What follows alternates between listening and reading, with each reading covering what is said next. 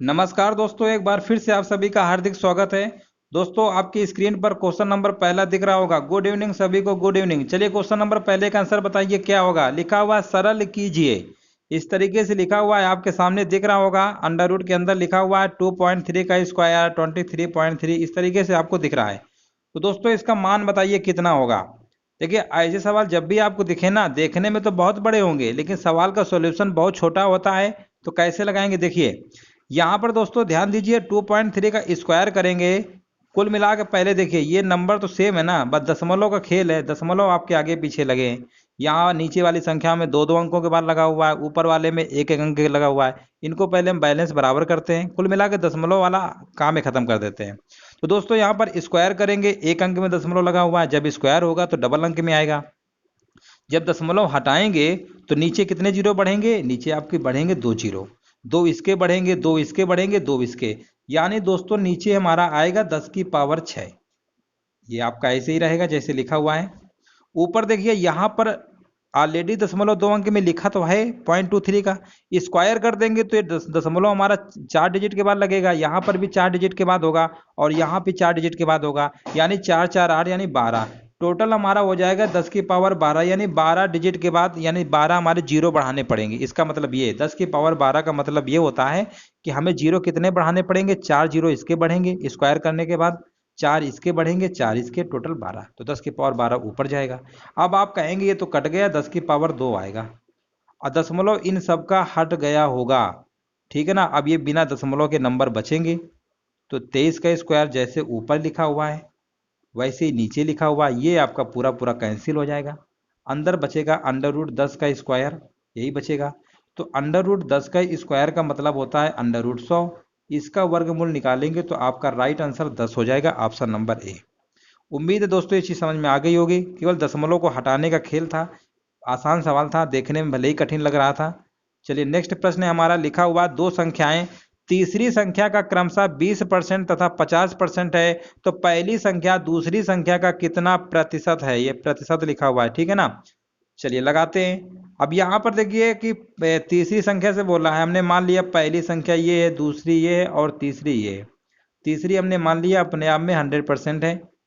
क्रमशः 20% 50% है, इसका मतलब ये 20% है। 100 में 20 यानी 20 है और ये 50 है। प्रश्न में बोला गया है पहली संख्या दूसरी संख्या का, जिसमें का से जिसका ये वर्ड लगा होता है ना, उसको हमेशा बटे में लिखा जाता है। तो पहली संख्या कम अधिक तो बोला नहीं है, तो पहली वाली संख्या कितनी है, 20 है। दूसरी वाली का पूछा है, का लगा है, दूसरी वाली बटे में आएगी। परसेंटेज पूछा गया, 100 से मल्टीप्लाई कर देंगे। 50 दूनी 100। आप कहेंगे इसका जो राइट आंसर होगा 40% होगा, जो कि ऑप्शन नंबर डी इसका राइट आंसर हो जाएगा। नेक्स्ट प्रश्न है हमारा। लिखा हुआ है पहली तीन संख्याओं का औसत चौथी संख्या का आधा है। यदि चारों संख्याओं का औसत 25 है तो चौथी संख्या ज्ञात करो। चलिए आंसर बताइए इसका क्या होगा। देखिए लगाना कैसे, पहले आप समझ लीजिए। पहली तीन संख्याओं का औसत हमने मान लिया कि पहली तीन संख्याएं ए बी सी हैं।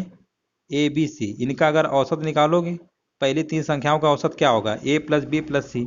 औसत जो होगा चौथी संख्या का आधा है। चौथी संख्या मैंने मान लिया डी है, इसी का आधा है। देखो जैसे प्रश्न में बोला है वैसे हमने किया। पहली तीन संख्याओं का औसत, तो पहली तीन संख्याएं ए बी सी लिया, इसका हमने औसत कर लिया। चौथी संख्या का आधा है तो हमने चौथी संख्या डी का आधा कर दिया। अब बोला है चारों संख्याओं का औसत 25 है। चारों संख्याओं का मतलब समझते हैं ना, ए प्लस बी प्लस सी, यानी चारों संख्याओं का औसत अगर 25 है तो बटे में 4 आएगा ना, बराबर 25 रहेगा ही। तो सीधे लिख देते हैं 25 चौको 100। यानी दोस्तों हमको ये पता चल गया कि चारों संख्याओं का जो योगफल है आपका 100 आएगा। यहाँ बटे में 4 आएगा ना, बराबर में 25 रहेगा तो गुणा नहीं हो जाएगा, 25 चौको 100। तो यहाँ पर हमको ये पता चल गया कि चारों संख्याओं का योगफल अगर 100 है तो हम कहेंगे ए प्लस बी प्लस सी का वैल्यू बताइए, तो आप कहेंगे 100 माइनस डी होगा। 100 माइनस डी होगा ना, तो यहाँ पे रख दो 100 माइनस डी। तो इसी में रखोगे तो आपको कितना आएगा, 100 माइनस डी ऐसे रखेंगे। अपान में 3 रहेगा। अब बराबर में कितना रहेगा, d/2। अब आप क्रॉस मल्टीप्लाई कर लीजिएगा तो ये आपका आ जाएगा 200 माइनस का 2d, बराबर में कितना आएगा 3d। ये इधर ऐड हो जाएगा यानी 5d।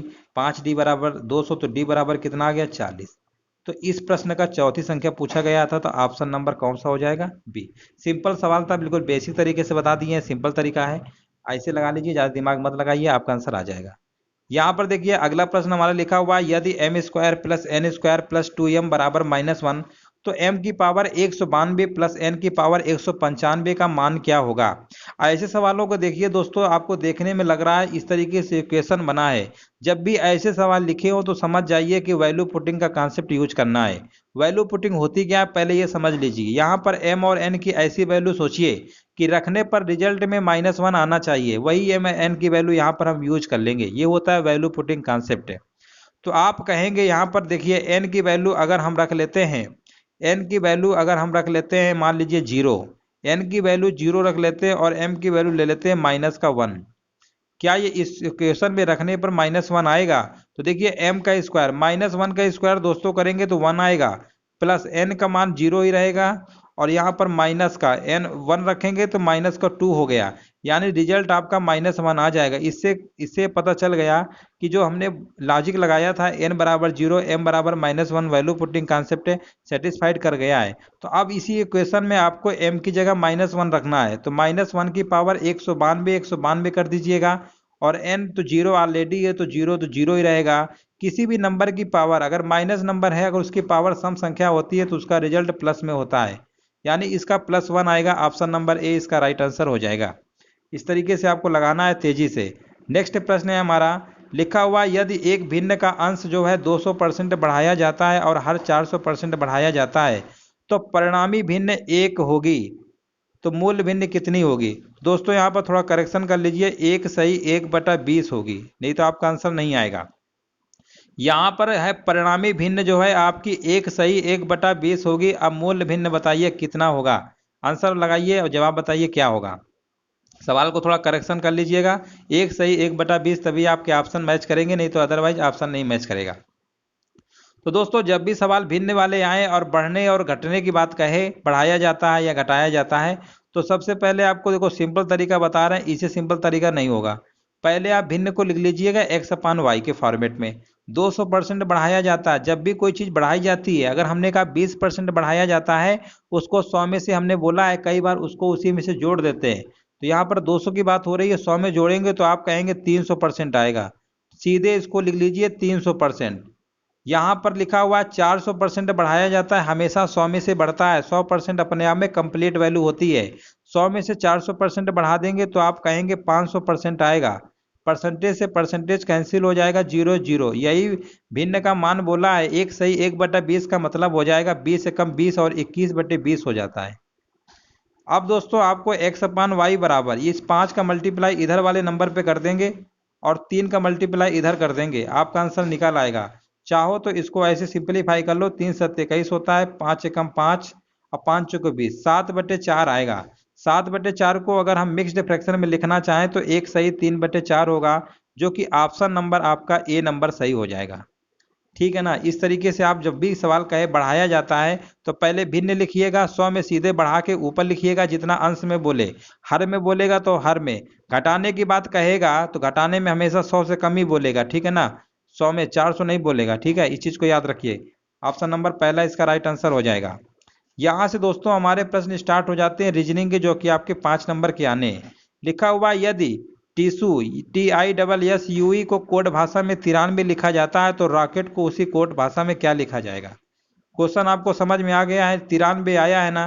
तो मैक्सिमम सवालों में ऐसी जब वैल्यू दे दे तो समझ जाइए इन्हीं का जो स्थान की जो वैल्यू होती है टी की, ठीक है ना, इनकी जो नंबरिंग करते हैं ना, जैसे ए की वैल्यू 1 होती है, बी के 2, सी के 3, उसी प्रकार TISSU की इनकी निकाल लेंगे नंबरिंग में कि किस नंबर में कौन से नंबर पे आता है, सबको जोड़ लीजिए आपका आंसर आ जाएगा। तो देखिए टी का कोड आपको पता है 20 होता है, आई का कोड कितना होता है 9 होता है, एस का कोड कितना होता है 19 होता है, एस का कोड 19 होता है, यू का कोड बताएंगे तो 21 होता है, ई का होता है 5। दोस्तों जोड़ के देखिएगा 93 ही आएगा। 9 9 9 18 9 27 28, 28 5 33 सही है, और यहाँ पर आएगा हमारा 3 2 5 6 7 2 9, बिल्कुल सही है, इसका सम 93 आएगा। कई बार क्या होता है सम डबल कर देता है, कभी आधा कर देता है, लेकिन यहाँ पर सीधे सीधे इनका सम 93 आ गया है। अब रॉकेट के आपको कोड लिखना है, सीधे जोड़ दीजिएगा आंसर आ जाएगा। आप कहेंगे आर का कोड 18 होता है, ओ का कोड होता है 15, सी का कोड 3 होता है, के का कोड कितना होता है? 11 होता है, ई का होता है 5 और टी का होता है 20। सबको जोड़ लीजिएगा, आंसर आ जाएगा। 8 5 13 14, 8 5 13 14, 15 5 20। यानी यहां पर इसका देखिए राइट आंसर बताइए क्या होगा। 5 8 5 13, 13 3 16, 17, 17 5 22। यानी लास्ट में 2 आना चाहिए। 2 किस में आ रहा है? 72। बस जोड़ लीजिएगा, इसका राइट आंसर 72 हो जाएगा। नेक्स्ट प्रश्न है कैलेंडर का कि यदि किसी मास के 11वें दिन शनिवार हो तो उसी मास की 27वीं तारीख को कौन सा दिन आएगा? अब देखिए 11वें दिन अगर शनिवार है, हमें पता है 7 दिन के बाद दिन रिपीटेशन शुरू हो जाता है। तो आप कहेंगे 18 को भी शनिवार होगा, 25 को भी शनिवार होगा। हमने इसमें 7 ऐड कर दिया, फिर से 7 ऐड कर दिया है।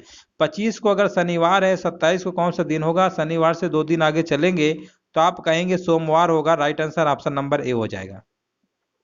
इस तरीके से रीजनिंग को आपको तेजी से लगाना है। क्वेश्चन नंबर 8वां देखिए, लिखा हुआ इस प्रश्न में दिए गए 4 विकल्पों में से 3 विकल्प तार्किक रूप से संबंधित है, उस शब्द को चुनिए जो अलग है।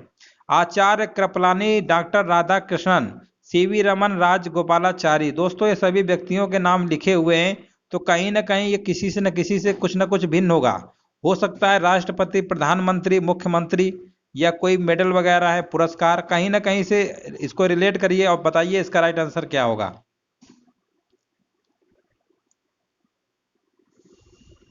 देखिए दोस्तों, यहाँ पर आचार्य कृपलानी अगर हम बात कर लेते सबसे अलग होगा। अलग इस आधार पे हम बताएं क्योंकि राधाकृष्णन, सीवी रमन और राजगोपालाचारी को भारत रत्न पुरस्कार मिल चुका है, बट हमारे आचार्य कृपलानी जी को नहीं मिला है, इसीलिए हमारे सबसे अलग हो जाएंगे ऑप्शन नंबर ए।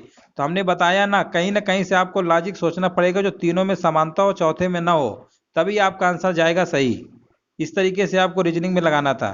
नेक्स्ट प्रश्न है हमारा, और यहाँ पर देखिए बहुत ही बेहतरीन प्रश्न है। प्रश्न में एक कथन और उसके 2 तर्क दिए गए हैं। आपको यह तय करना है कि दिए गए तर्कों में से कौन सा तर्क मजबूत और कौन सा तर्क कमजोर है। मजबूत और कमजोर की बात हो रही है, कथन को पहले अच्छे से पढ़ लीजिए, फिर बताते हैं कि कथन के अकॉर्डिंग हमें आंसर देना है कौन सा तर्क मजबूत होगा। कथन लिखा हुआ है, क्या जनता के लिए बुलेट ट्रेन शुरू की जानी चाहिए? बुलेट ट्रेन का सपना काफी दिन से देख रहे हैं, देखो कब आती है बुलेट ट्रेन। यहाँ पर तर्क लिखा है, हाँ ये यात्रा के समय को कम करता है जिससे समय और धन की बचत होती है। बिल्कुल बात सही है, इस बात से हम बिल्कुल 100% सेटिस्फाइड हैं कि बुलेट ट्रेन चलेगी ना तो पता है बहुत स्पीड 400-500 किलोमीटर प्रति घंटा की स्पीड चलेगी ना, तो दिल्ली पता चलेगा आधे घंटे में पहुंच जाएंगे, तो समय की भी बचत होगी। बिल्कुल सही बात है, धन की भी बचत होगी। अब यहाँ पर दूसरा दिया हुआ तर्क, नहीं इसके लिए सबसे पहले एक अच्छा इंफ्रास्ट्रक्चर बनाया जाना चाहिए। बिल्कुल बात सही है, जब तक अच्छा बनाओगे नहीं तो बुलेट ट्रेन कैसे दौड़ा दोगे। दोनों बातें बिल्कुल सही है अपनी जगह। तो इसका राइट आंसर जाना चाहिए, यहाँ पर जाएगा एक और दोनों मजबूत हैं, तो ऑप्शन नंबर इसका तीसरे के साथ जाएगा, बी नंबर। नेक्स्ट प्रश्न है हमारा, ब्लड रिलेशन का सवाल आ गया है। लिखा हुआ हिना रवि के पिता महेश के भाई की बेटी है, विक्रम हिना का भाई है।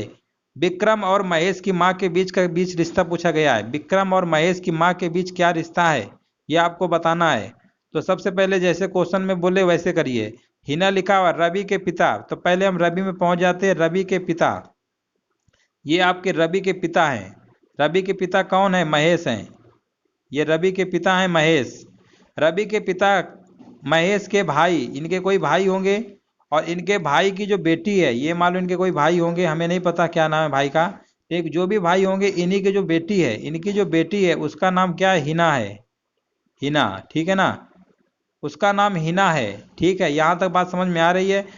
और आगे लिखा हुआ विक्रम हिना का भाई है, इसका मतलब यहाँ पर ये दोनों भाई बहन है। विक्रम विक्रम और हिना आपस में क्या है? भाई बहन है।